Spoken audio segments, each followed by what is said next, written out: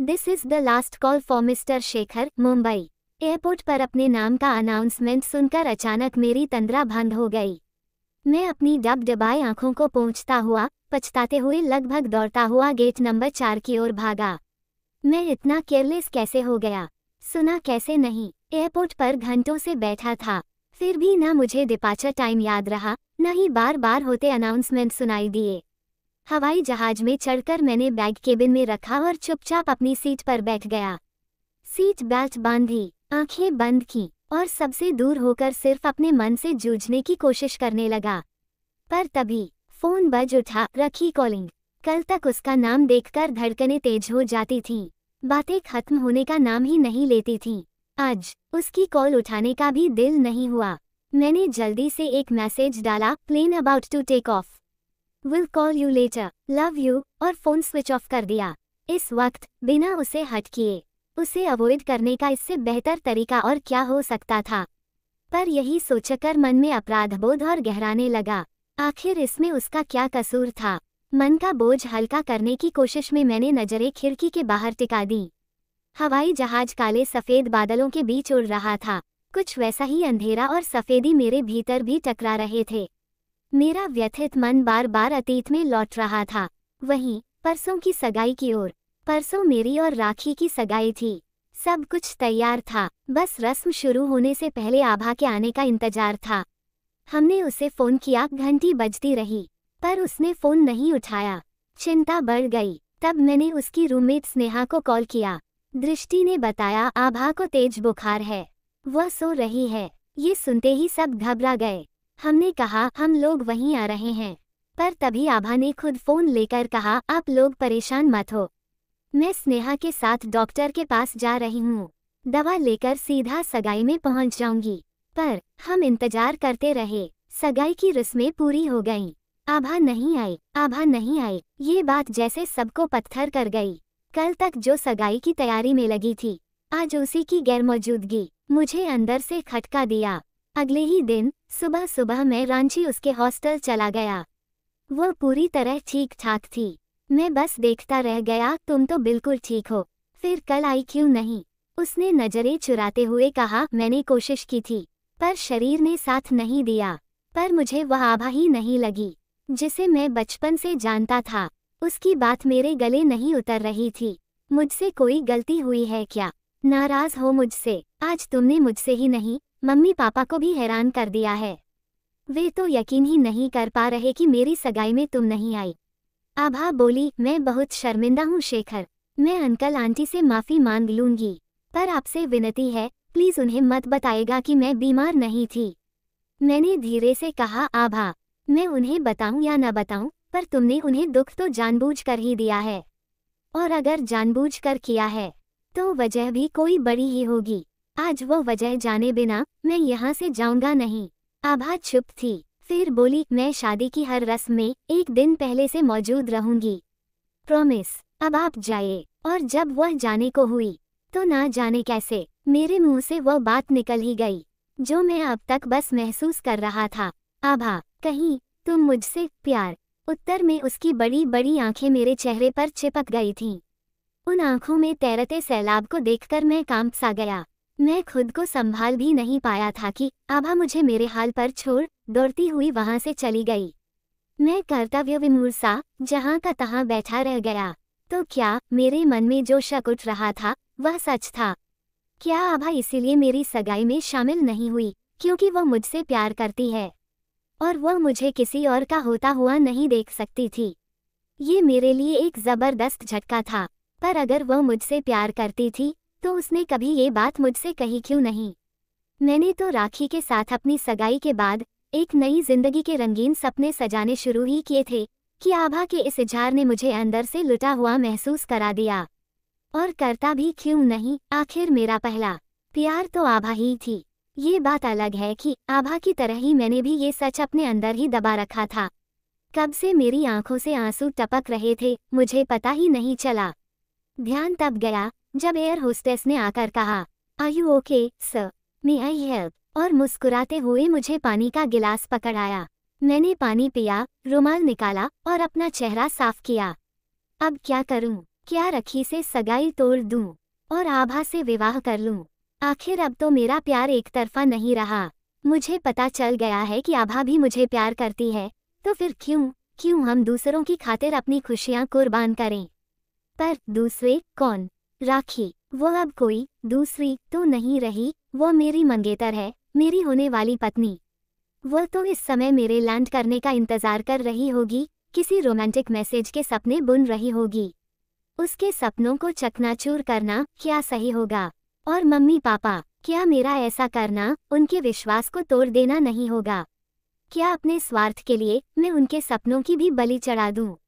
मेरा मन फिर से अतीत की ओर लौट गया। मैं सिर्फ 10 साल का था। गर्मी की दोपहर थी, मम्मी पापा के साथ मैं चाचा जी के घर जा रहा था। कार हमारे ड्राइवर राकेश अंकल यानी के अंकल चला रहे थे। वे सालों से हमारे घर का हिस्सा थे, बिल्कुल परिवार जैसे। उसी दिन उनकी बेटी के स्कूल में एनुअल फंक्शन था। वे बता रहे थे, मेरी बेटी बहुत होनहार है, हर साल क्लास में फर्स्ट आती है और स्कूल के सारे टीचर्स की फेवरेट है। उनकी आंखों में गर्व साफ झलक रहा था। उन्होंने बताया कि वो अपनी बेटी को बीबीए कराना चाहते हैं ताकि वह किसी बड़ी कंपनी में बड़े पद पर काम कर सके। पापा ने कहा, राकेश, तुम हमें ड्रॉप करके बेटी के स्कूल चले जाना, हम टैक्सी से वापस आ जाएंगे। अंकल की आंखें चमक उठी थीं, वे बहुत खुश हुए थे। पर शायद ईश्वर को कुछ और ही मंजूर था। हमें पहुंचाकर लौटते समय उनका एक्सीडेंट हो गया। जैसे ही फोन आया, मम्मी पापा तुरंत अस्पताल भागे। पर तब तक राकेश अंकल हमें छोड़कर जा चुके थे। उनकी सबसे बड़ी चिंता उनकी बेटी थी, जिसकी मां पहले ही इस दुनिया से जा चुकी थी। अतः मम्मी पापा बेटी आभा को उसके स्कूल से सीधे अपने घर ले आए। नन्ही सी आभा कुछ समझ ही नहीं पा रही थी, ये सब क्या हो रहा है?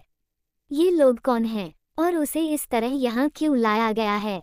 मेरी मम्मी ने उसे अपने सीने से चिपका लिया था और तब तक अपनी गोद से नहीं उतारा जब तक उसके दादा दादी नहीं आ गए थे। अपने दादा दादी को देखकर आभा दौड़कर उनसे लिपट गई थी। वे लोग भी सुध बुध खो बैठे थे। बड़ी मुश्किल से मेरे मम्मी पापा ने ही उन्हें संभाला और धैर्य बंधाया। 2-3 दिन बाद वे लोग आभा को अपने साथ लेकर गांव जाने की तैयारी करने लगे।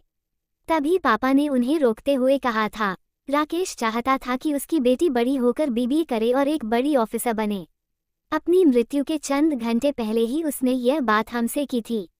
अगर आप लोग आभा को लेकर गांव चले जाएंगे तो उसकी इच्छा अधूरी रह जाएगी। वैसे भी गांव में आभा की शिक्षा बाधित हो जाएगी। मेरी सलाह है कि अब आप लोगों को आभा के भविष्य की खातिर यहीं रहना चाहिए और उसे यहीं पढ़ाना चाहिए। पापा की बात सुनकर आभा के दादा दादी के अनवरत बहते आंसू और उनकी गोद में चिपकी आभा को देखकर मैं भी रो पड़ा था। दादाजी ने रोते हुए कहा था, किसके सहारे रहेंगे हम इस अजनबी शहर में? जो सहारा था हमारा, वह तो हमें बेसहारा छोड़कर चला गया। तब पापा ने विनम्रता से कहा, काका जी, राकेश भले ही हमारा ड्राइवर था, पर हमारे लिए वह कभी घर के सदस्य से कम नहीं रहा। उसने 18 साल हमारी सेवा की है। मैं आपकी यहाँ रुकने और आभा की पढ़ाई के लिए हर संभव मदद करूँगा। पापा ने गराज को खाली करवाकर उसे 1 रूम सेट का रूप देकर उन्हें रहने को दे दिया। माली का काम आभा के दादाजी को दे दिया गया और घर के अंदर के कामों में दादी मम्मी की मदद करने लगी। मम्मी पापा ने उनकी महीने की आमदनी की भी पूरी व्यवस्था कर दी। आभा ने फिर से स्कूल जाना शुरू कर दिया और धीरे धीरे उनकी जिंदगी पटरी पर लौटने लगी। आभा मुझसे भी हिलने मिलने लगी थी, पर मैं जब भी उसे देखता मेरा बाल मन उसके प्रति बहुत द्रवित हो उठता था। उसके मम्मी पापा दोनों नहीं हैं, ये सोचकर मैं हर समय किसी न किसी बहाने से उसकी मदद करने के तरीके ढूंढा करता था। कभी मैं कोई पेंसिल बॉक्स मम्मी को ये कहकर पकड़ा देता कि अब यह मुझे पसंद नहीं है, किसी को दे दो, क्योंकि मुझे पता होता था मम्मी अब यह आभा को ही देंगी। जब मम्मी के साथ बाजार जाता तो कहता, मम्मी एक फ्रॉक आभा के लिए भी ले लो ना। मैं तो एक ही फ्रॉक लेने को कहता था, पर मम्मी उसके लिए एक साथ कई फ्रॉक ले लिया करती थीं।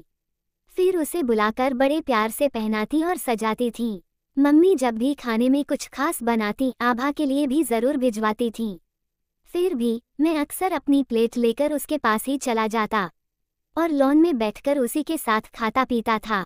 समय के साथ आभा मेरे घर की एक अहम सदस्य बनती चली गई थी। मम्मी तो आभा पर इतनी निर्भर होती चली गई थी कि उसके बिना उनका एक भी काम नहीं हो पाता था। घर में कोई खास मेहमान आने वाले होते तो मम्मी आभा के नाम की रट लगाना शुरू कर देती थीं। आभा मम्मी की मदद करके उनके साथ साथ मेहमानों का भी दिल जीत लिया करती थी।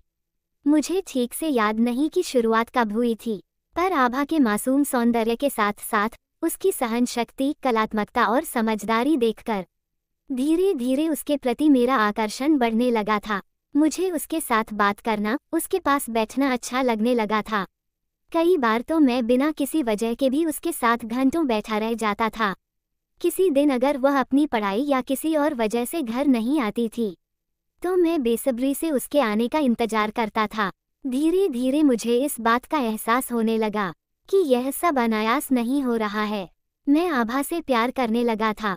वह बहुत कठिन दौर था मेरे लिए। एक तरफ मेरी भावनाएं मुझ पर हावी हो रही थीं, तो दूसरी तरफ ये डर भी था कि कहीं मेरा ये कदम मेरे परिवार और आभा की बदनामी का कारण न बन जाए। पर मैं स्वयं से जीत नहीं पा रहा था। आभा दिन ब दिन मेरे दिलो दिमाग पर छाती चली जा रही थी। मेरा मन पढ़ाई से उचट गया था।